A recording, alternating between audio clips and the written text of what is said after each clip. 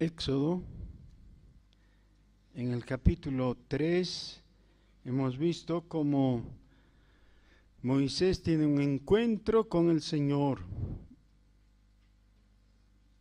Mientras pastoreaba las ovejas de su suegro, Dios se le revela. Y así comienza la historia de la salvación. Realmente, así comienza la historia de la salvación de cada persona y de cada pueblo también. No comienza con otra cosa, sino con la revelación de Dios. Y es necesario entonces que la persona escuche, y las palabras más o menos van a ser las mismas. Quizás el idioma sea diferente. Pero en el punto central de esta revelación le dice Dios a Moisés: yo soy Jehová, yo soy Jehová. Años más tarde, casi 2 milenios más tarde, Saulo de Tarso estaba viajando en búsqueda de destruir la iglesia de Jesucristo, y Jesús se le reveló. Es decir, Dios se le reveló en Jesús y le dijo: yo soy Jesús al que tú persigues. Así que la situación se va replicando en diferentes maneras, diferentes momentos, pero lo que cada uno de nosotros debiera estar anhelando es que se produzca esto realmente en nuestras vidas y con los nuestros, ya que cada uno de los que está aquí tenga ese encuentro personal. Ahora, gracias a Dios, la revelación es mayor, porque ya sabemos por Jesucristo nuestro Señor que Dios se revela para rescatarnos, para salvarnos.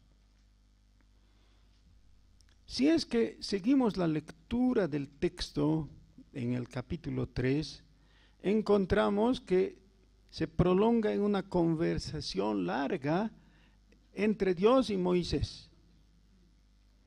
Y ahí Moisés objeta el mandato que le hace Dios. Moisés dice: no soy apto para cumplir la misión que me estás dando. ¿Cómo voy a ir a rescatar a Egipto, a tu pueblo? En primer lugar, ni siquiera los israelitas me van a creer. Si me preguntan quién se reveló a mí, no voy a saber. Y ahí es cuando Dios le dice: yo soy Jehová, el Dios de Abraham, de Jacob, de Isaac. Bueno, Moisés no está convencido y tiene miedo y dice: pero yo no tengo la facilidad de palabra de alguien que va a guiar un pueblo tan grande. Y Dios le asigna como ayudante a Aarón. Es muy interesante, pero muchas personas y aún grandes predicadores se equivocan. Y de la palabra faraón derivan la palabra Aarón o Araón. Araón, pero no es Araón, sino Aarón. Aarón, si leemos bien. Bueno, él es el hermano de Moisés que le es asignado como ayudante. En realidad, Moisés tendría que haber realizado la obra, pero como se negó y como objetó y cuestionó, entonces Dios le dice: tu hermano Aarón va a ir contigo. Tú hablarás a él, le dice en el capítulo 4, versículo 15, y pondrás en su boca las palabras, y yo estaré con tu boca y con la suya, y os enseñaré lo que hayáis de hacer. Y él hablará por ti al pueblo. Él te será a ti en lugar de boca, y tú serás para él en lugar de Dios. Y aquí encontramos algo muy interesante que se va a prolongar a lo largo de toda la Biblia. A partir de Éxodo para adelante, aquí nace la diversificación de los ministerios de la relación de Dios con el pueblo. Básicamente, dos ministerios. El uno que está encarnado por la persona de Aarón, que es el ministerio sacerdotal. Y el otro, cuyo representante es el mismo Moisés. Dos grandes figuras en el Antiguo Testamento, Moisés y Elías, son el símbolo de este ministerio, que es el profético. Entonces Dios tiene dos ministros en el Antiguo Testamento. Más adelante, en el Nuevo Testamento, estos dos oficios confluyen y se vuelven a unir en uno, en Jesucristo.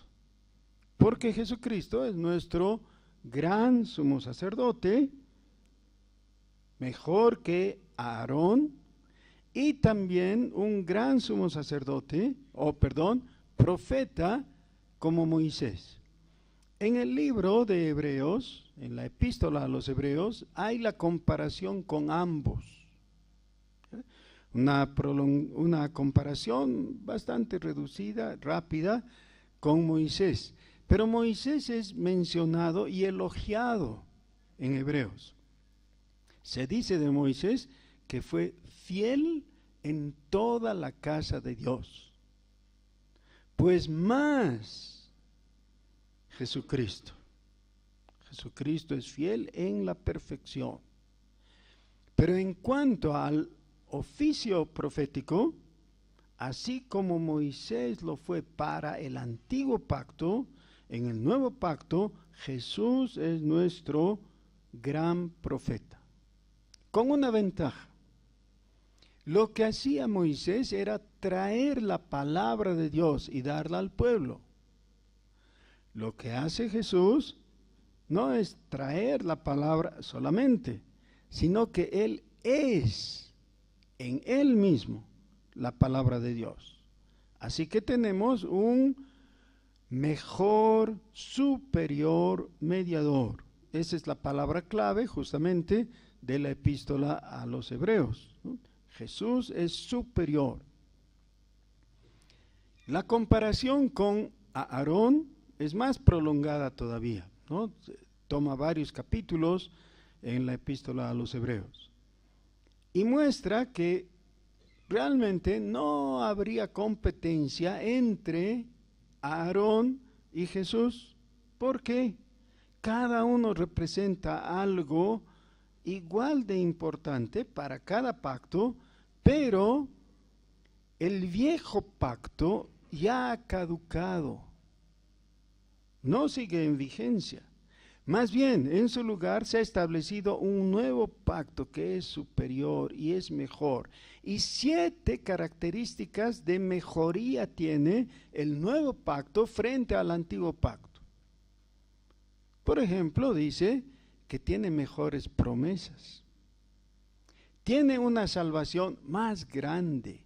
Y el efecto que causa este nuevo pacto por la mejor ofrenda que hace Jesucristo es la limpieza de nuestras mentes y conciencias para una relación con Dios abierta.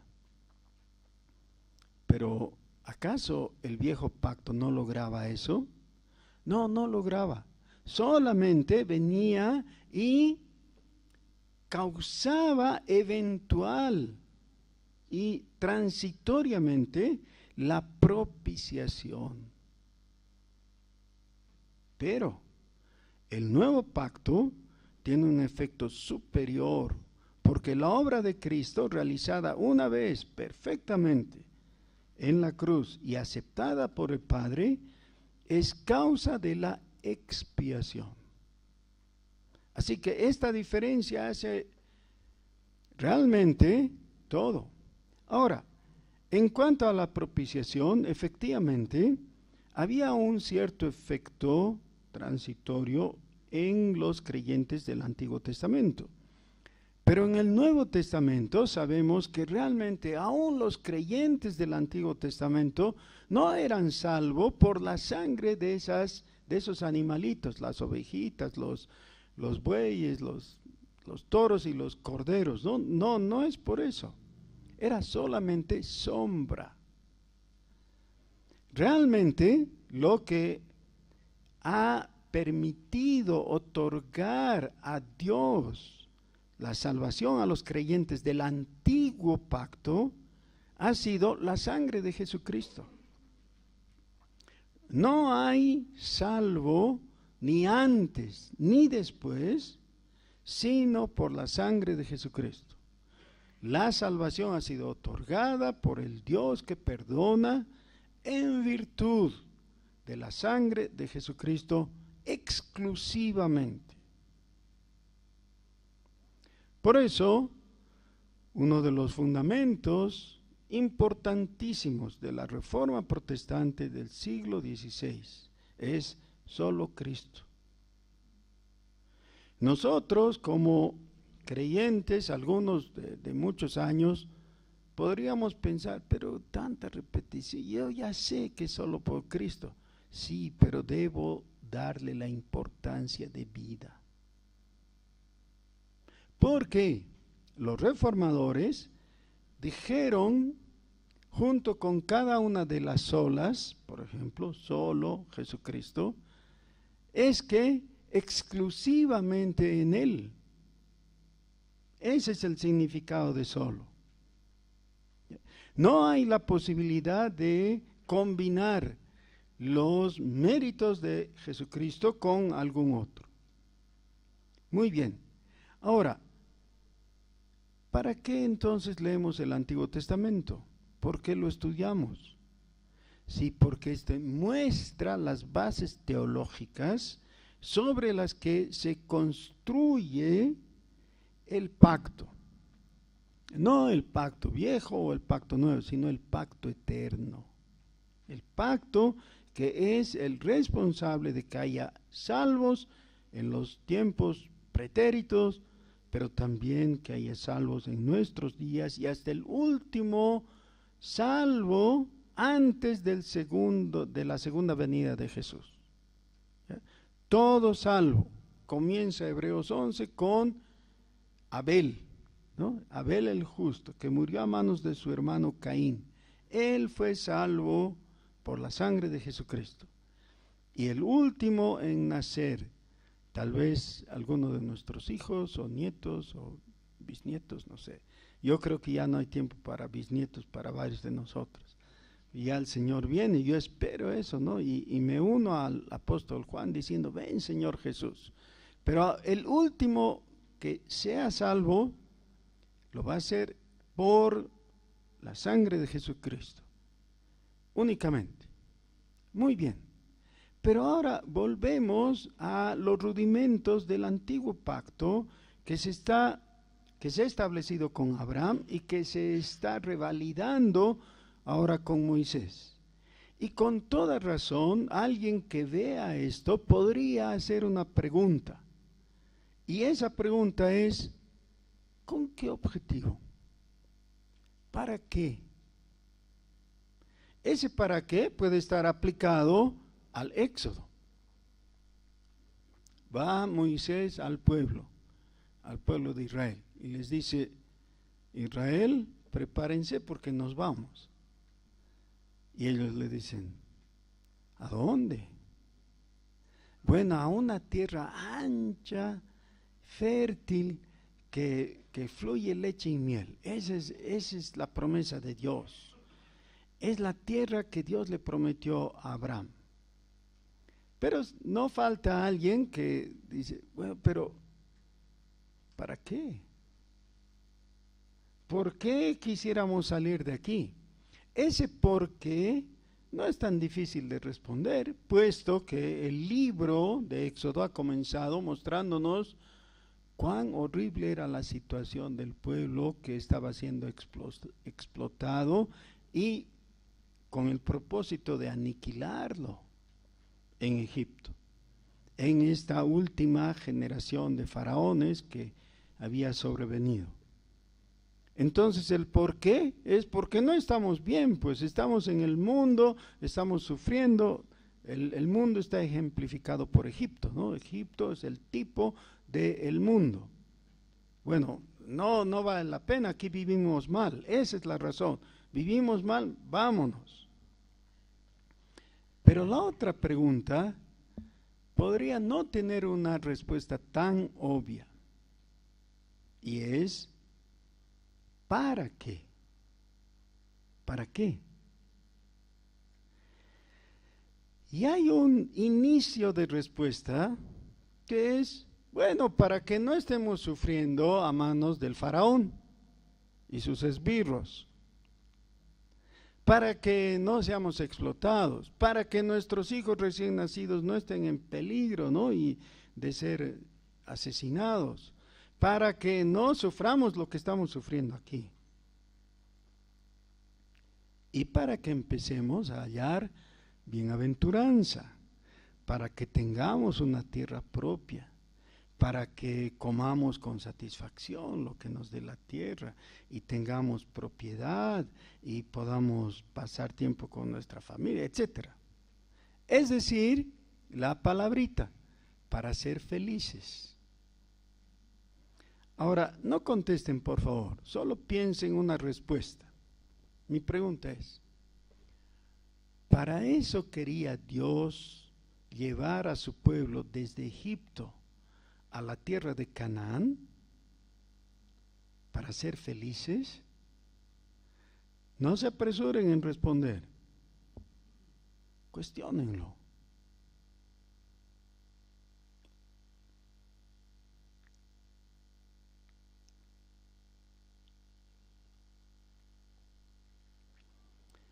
Decir sí nos pinta como mundanos. Decir no nos pinta como espiritualoides. Es decir, creamos una careta de espiritualidad.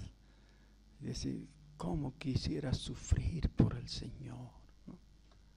No es verdad, queremos ser felices. ¿O no? Claro, queremos ser felices. Y es más, cuando hay algún factor que frena, que perjudica, que interfiere con lo que creemos es nuestra felicidad, entonces protestamos y nos quejamos. Queremos ser felices. Pero vamos a la siguiente pregunta. ¿Dios quiere que seamos felices? O más bien nos dice, ¿cómo pues si eres cristiano tienes que sufrir? El buen cristiano tiene que sufrir porque a través de sus sufrimientos es que purga sus pecados.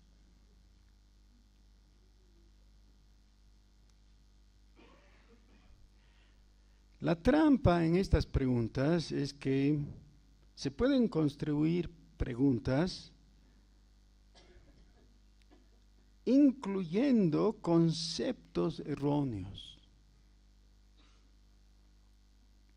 o parciales. Pero algo que necesitamos recordar, Dios a través de toda la Escritura nos da las bienaventuranzas. Y las bienaventuranzas son axiomas que nos plantean el tema de la felicidad justamente, ¿no? Las típicas y las más recordadas son las bienaventuranzas de Jesús. Bienaventurado el pobre en espíritu, porque de él es el reino de los cielos. O en plural, los pobres en espíritu, porque de ellos es el reino de los cielos. Pero bienaventurados, es decir, feliz de. Pero no solamente son axiomas, sino que también son deseos de Dios.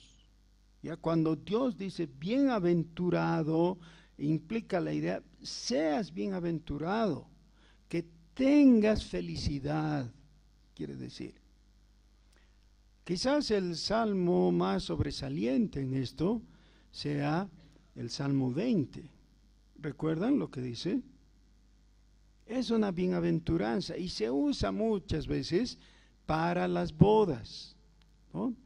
Se realiza el acto de la boda y al terminar, como bendición, el ministro lee parte o todo el Salmo 20, ¿no? Bienaventurado seas. Eso significa. Y es lo que se espera, ¿no es cierto? Cuando te casas y viene alguien a abrazarte, nadie espera que te digan que te vaya mal, ¿no? Claro que algunos lo piensan, no lo dicen, pero lo piensan. Pero en general, la gente normal y bondadosa y todo, viene y te abraza y te dice que te vaya bien, ¿no? Seas bienaventurado. Y ese es el tenor del Salmo, o el Salmo 1, ¿recuerdan? Bienaventurado el varón que no anduvo en consejo de malos, etc. Y todo lo que hace prosperará. Así llega al versículo 3. Bueno, otra vez, ¿para qué iba Dios a sacar a su pueblo de Egipto y llevarlo a la tierra prometida? Y ya tenemos la primera parte de la respuesta. Para ser felices. Sí, pero no para comer perdices. Porque comer perdices es otra forma de decir, y eso es todo. ¿Ya? Para ser felices y ya con eso se cumple. Pero no es esa la idea. Incluye el concepto de ser felices. Pero hay una razón superior, mayor, de importancia cósmica. Hay un motivo por el que el Señor ha planeado todo esto.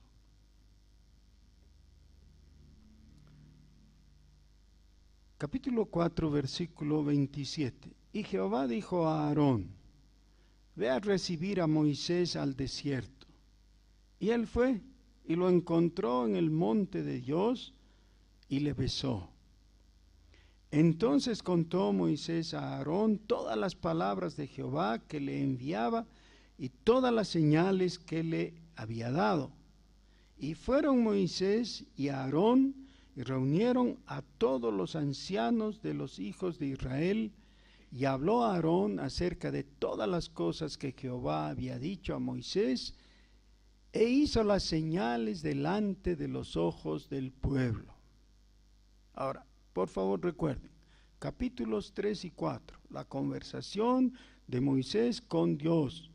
Y Moisés rehúsa hasta donde puede la misión que Dios le da. Él no quiere ir. Finalmente, no puede rechazar a Dios. Dios le dice: aún los impedimentos que estás mencionando no te valen, porque te voy a designar como ayudante cercano a tu hermano Aarón. Él va a hablar por ti. Ya, si no quieres hablar, él va a hablar.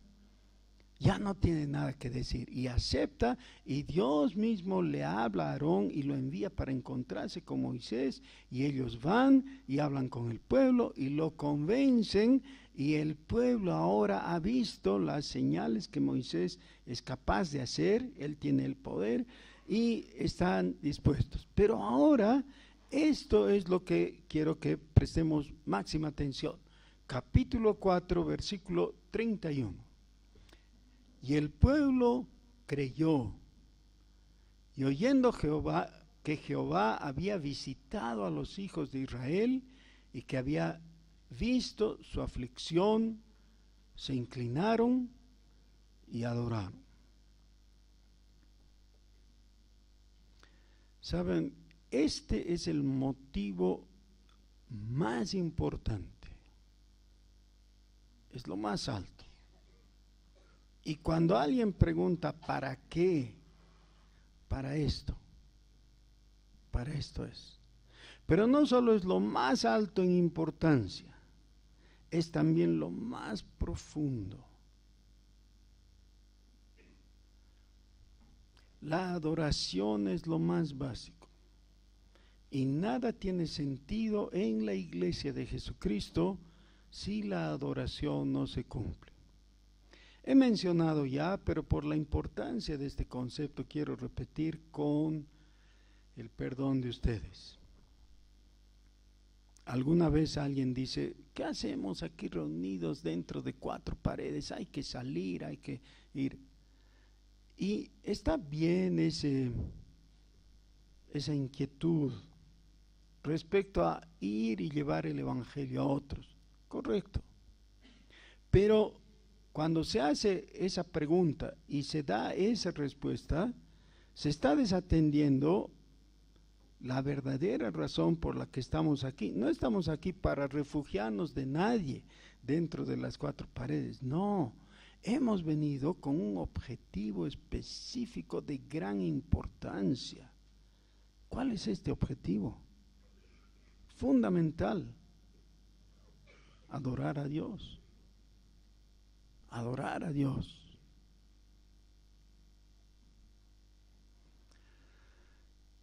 Estaba viendo una película de unos escaladores en el Himalaya. Eran parte de una delegación de una iglesia metodista en los Estados Unidos.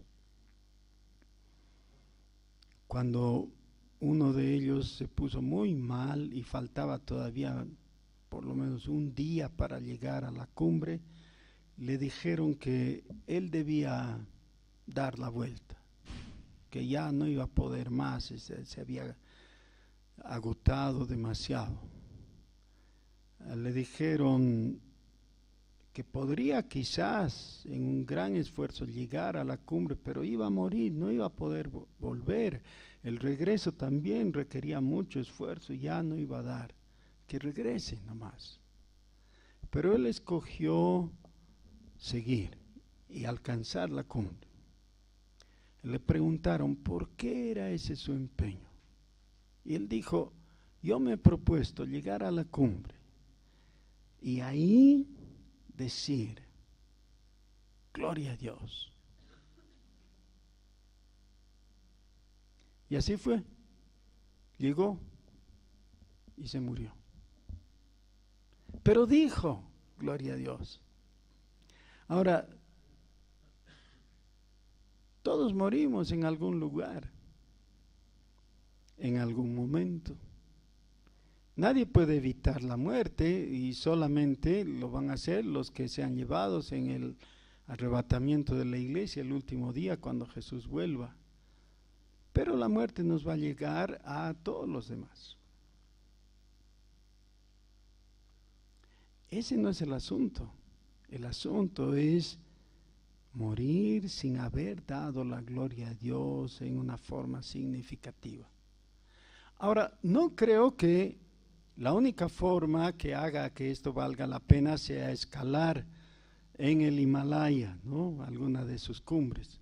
No creo, yo creo que en todo momento y en todo lugar, pero me pregunto, si una persona estaba dispuesta a dejar su vida ahí con tal de llegar a la cumbre y dar la gloria a Dios, ¿qué es lo que te ata y te tiene rígido y quieto y no dices gloria a Dios? ¿Por qué? Porque estás encogido. ¿Hay cadenas que te rodean? Tal vez. Por eso Dios quería sacar a su pueblo de Egipto, para que no haya cadenas, para que estén libres. El apóstol Pablo también aborda este tema, hablando de la libertad en Cristo. Dice que estemos, en la epístola a los Gálatas, estemos pues libres con la libertad con que Cristo nos hizo libres. Solamente que no usemos esto como pretexto para el libertinaje. Ahora, si alguien te amarrara los brazos, las manos contra tu cuerpo y te tuviera rígido, y alguien viene y te dice, te desato, Y tú ya estás desesperado, claro. Dices, sí, por favor, corta mis ligaduras. ¿Para qué? Es que me está picando, ¿no? La nariz, me tengo que rascar. Sí, por eso es. Ah, buena razón, porque a veces el escozor es desesperante, ¿no? Pero es un poco trivial, ¿no? ¿Para qué? ¿Para qué quieres tener libertad? ¿Para qué? Esta es nuestra propuesta, para que glorifiquemos a Dios, para que le adoremos, para que le adoremos.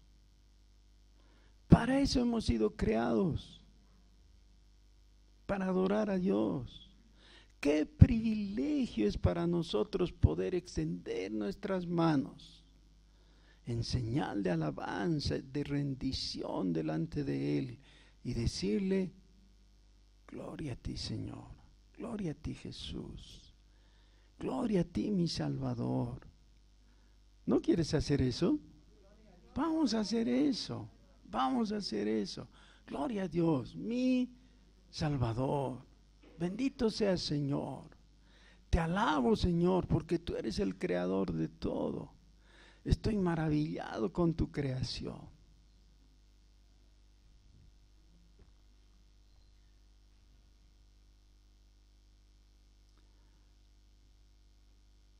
El final del capítulo 4 podría ser el epílogo del libro de Éxodo. Tendríamos un libro de 4 capítulos nomás. Y las 2 últimas palabras, o las 3 últimas palabras, se inclinaron y adoraron.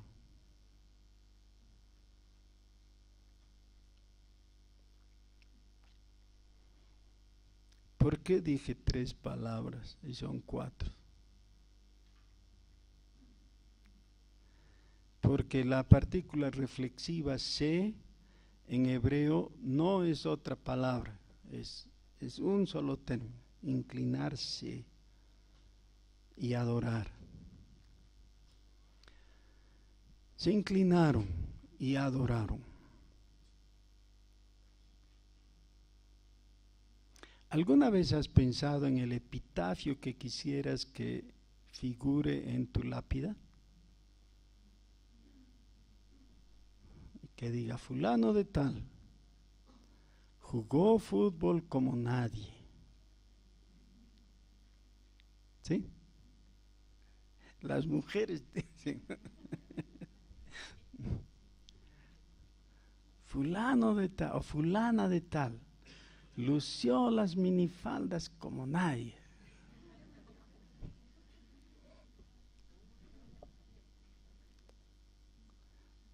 No sé, ustedes escojan qué quisieran en sobre su lápida, algo que les dé honra y que mencione su nombre tan lindo y todo. ¿Qué? Que descanse en paz. ¿No les gustaría: fulano de tal se inclinó y adoró? Y yo pienso que personajes como Enoc, por ejemplo, el abuelo de Noé, ¿no? El bisabuelo de Noé, posiblemente de él se podría haber escrito, ¿no? Caminó con Dios. No se puede caminar con Dios sin adorar, ¿no? Se postró. Ahora, ¿por qué no dice simplemente el texto que adoraron? ¿Por qué aclara? Dicen: y que había visto su aflicción, se inclinaron y adoraron.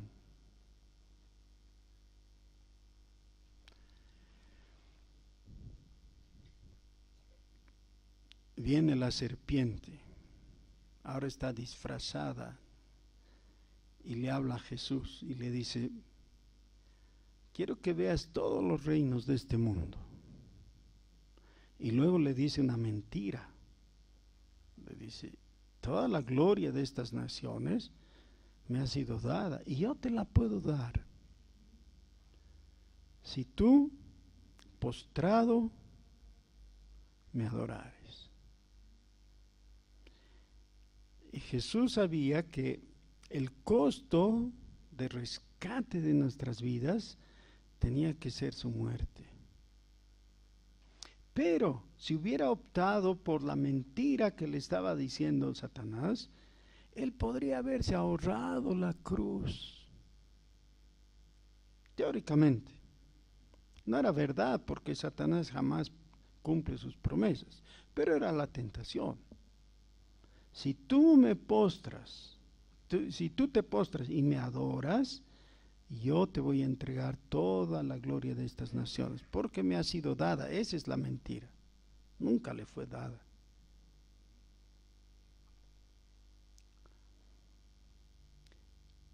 ¿Saben qué es lo interesante?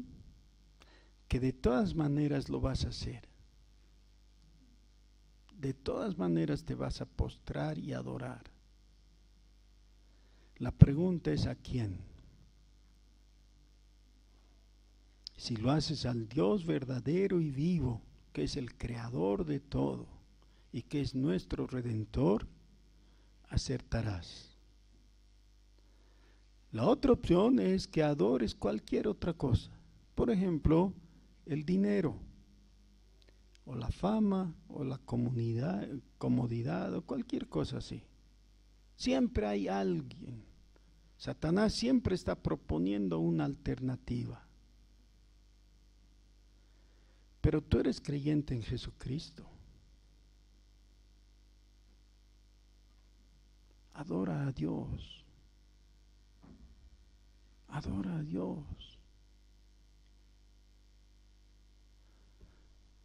Alguno pensará, bueno, pero ya soy creyente en Jesucristo, ¿para qué esa insistencia? No necesito, yo sé que tengo. Sí, pero te olvidas. Hoy, adora a Dios.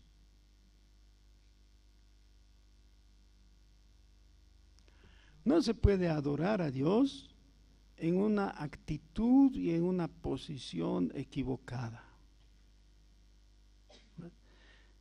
En nuestros días, la informalidad ha tomado el mando. Y entonces no es extraño ver gente vestida informalmente cuando no conviene, debía vestirse formalmente. Y a todos nos ha pasado alguna vez que hemos ido a un lugar y no estábamos vestidos adecuadamente, ¿no? Ya sea por exceso o por falta, no importa, nos ha ocurrido. Pero vemos que hay informalidad en la postura de algunas personas que en el momento menos adecuado ponen sus manos a los bolsillos, ¿no? Detesto a los predicadores con sus manos en los bolsillos. Pero lo hacen. Hay informalidad en los tratos.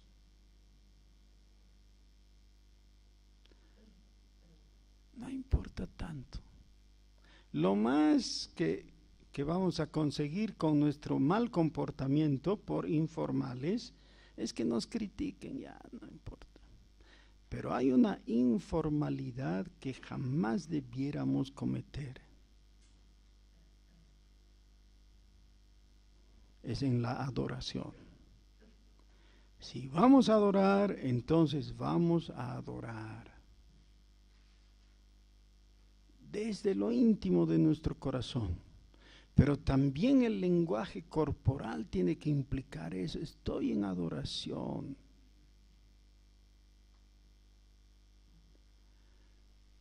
Los hebreos, interesantemente, no tenían en su idioma la palabra adoración. ¿Qué les parece eso? Qué interesante, ¿no? Pero el concepto de adoración está a través de todo el Antiguo Testamento. ¿Saben por qué? Porque en vez de ese concepto abstracto que es griego, ¿no?, de adoración, ellos tenían 7 diferentes palabras que implicaban 7 diferentes posturas del cuerpo. Y la que generalmente se traduce por adoración es esa postura en que la persona queda tendida en el piso con su nariz tocando el suelo, en un acto de suprema humillación. No digo que te adoro, sino que me tiendo a tus pies. Y esa figura hay en los momentos sobresalientes de Isaías o de Habacuc y los otros que mencionan el tema. Si de verdad a quien estás adorando es a Dios, lo vas a hacer inclinado, en sumisión, en humillación. Y ahí se va a despertar ese gusanito filisteo que tienes adentro. Y dice, yo no me humillo ante nadie. ¿Han oído eso? Sí, muchos de nuestros amigos dicen, ¿no? Yo no me humillo. Pero el Señor Jesús dice que al que se humilla, Él lo va a enaltecer. Al que se humilla. Pero el que se enaltece va a ser humillado. Hermanos, humillémonos, postrémonos, inclinémonos, adoremos a Dios. ¿Qué les parece?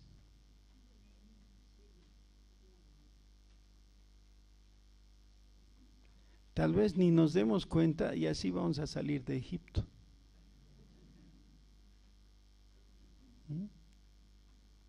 ¿Adoramos? Mientras pasan los músicos, yo quiero orar con ustedes. Los que quieran arrodillarse, está bien, los que quieran ponerse de pie, pero en todo caso que nuestros cuerpos estén implicando lo que nuestra alma está haciendo. Nuestro Dios, tú mereces toda la gloria. Qué privilegio es para nosotros decirte gloria a ti, Señor Dios nuestro. Bendito seas, bendito seas. Alabado sea tu nombre. Señor, te glorificamos porque tú eres Dios y nadie hay a tu lado. Señor, gracias porque aún al mirarnos tú te humillas por nuestra bajeza.